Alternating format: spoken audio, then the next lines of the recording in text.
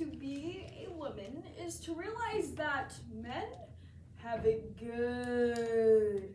Seriously simple hairstyles, peeing standing up, actually having pockets in their pants, being able to mansplain, and best of all, manspreading anywhere and everywhere. So, with these advantages, I made it my mission to identify areas where women one-up men. Oh, you guys can vote? Yeah, so can we. You guys are educated? So are we. You guys make more wages? We're getting there. You guys have better health care?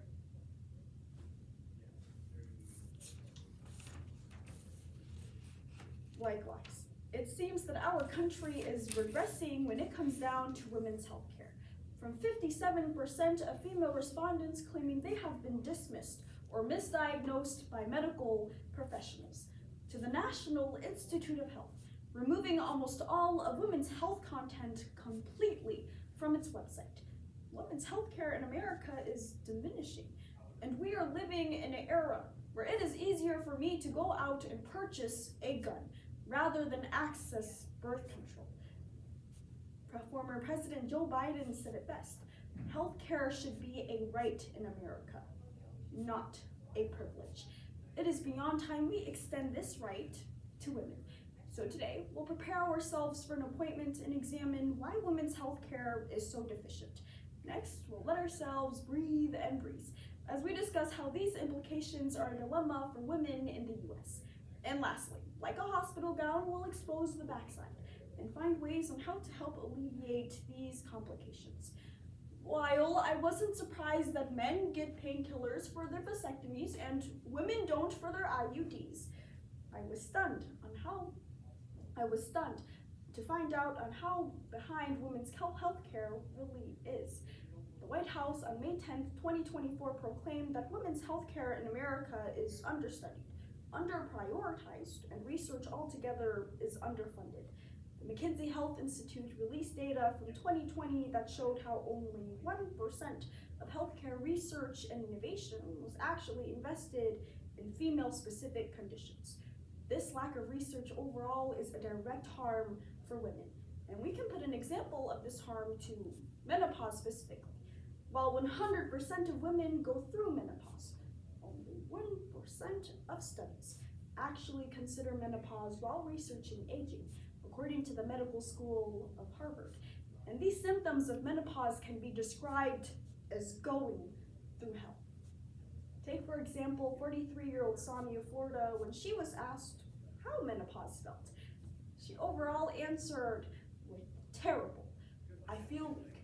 My hair is falling at night. I sweat. I am unable to sleep, and I feel uncomfortable.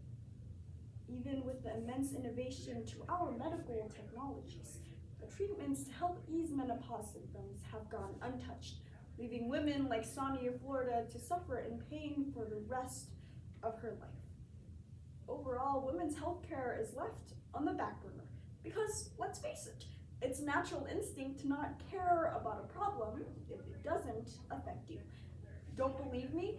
At the 2017 White House meeting regarding health care, 28 men were shown to be present, while a whopping 0 women were at the meeting, showing that the people who are making decisions on women's health care aren't affected by the consequences. So why should they care about the funding and research on something that isn't beneficial to them? It's clear that lack of research isn't the only problem fueling our diminishing healthcare. It's our government as well. Very frequently, we see women suffer from denial of needed medications. And this is especially prevalent in 2025 because the decision of our Supreme Court to overturn the Roe v. Wade decision had unintended consequences on the medications that women receive. And Maisha Malone King is one of many victims impacted. According to CNN in 2022, not 24 hours after the U.S. Supreme Court overturned the Roe v. Wade decision, Maisha Malone King got a call from her insurance company explaining that the medication she has been taking for Crohn's disease, completely unrelated to abortion, would no longer be available, overall putting her health in a situation that could result in serious consequences. This isn't just a frustrating issue, it's life-threatening. When there are stories shared across the nation of women being mistreated, misdiagnosed, and straight up ignored, it is a problem.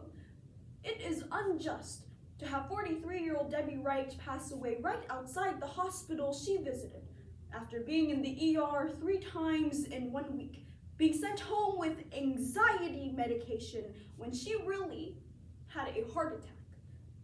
It is unethical that the state of Arizona restricted Chloe Patridge from reproductive care, forcing her to watch her newborn baby pass away 44 hours after she was born. And it is unfair that because Candy Miller was afraid to seek medical care she needed, her 3-year-old daughter had to watch her own mother become lifeless from sepsis. This is what it's like to be a woman. Because whether it be our government or our research, women have been failed. Women are the backbones of our communities, yet we deny, gaslight, and undervalue them when it comes to their health. Women deserve to be treated. They deserve to be represented. And they deserve the basic health care they seek. It is time for us as a nation to recognize that we need to change this outdated and degrading system we call healthcare. So, how do we help alleviate these issues? What are some ways that we can help solve these complications? As a young woman, being up here and speaking on these controversial issues isn't easy. And while this shouldn't be a matter of controversy, our society has made it difficult for women to voice their concerns for far too long. That is why, as women, it is so important that we advocate for ourselves. I mean, take a look at the history of women's rights. We didn't magically just gain our rights. We had women like Sojourner Truth, who fearlessly fought and advocated for gender and racial equality, or Malala Yousafzai, who championed and fought for women's education. It is time we fight and advocate for women's health care. Not only is helping women's health care, well, ethical, it can also bring in some physical benefits. As much as we love and care about humanity, we also love and care about the cash. Take a look at a 2024 report done by the World Economic Forum that found how addressing the women's health gap could boost the global economy by $1 trillion annually. I mean, this should give the Elon Musks of the world an incentive to care, right? And finally, realize that healthcare is always on the ballot. Politicians, who are generally male, old, and white, have been dictating women's healthcare as well as medical professionals. The American Center Progress explains how anti-choice politicians are interfering with providers' abilities to give medically accurate and quality healthcare. Don't believe me?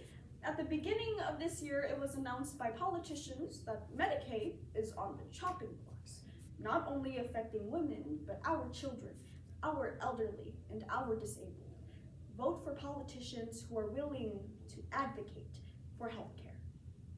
At the end of the day, being a woman is actually pretty awesome. I mean, the only times I still envy a boy is when I remember I can't pee standing up, and their bragging rights to better healthcare.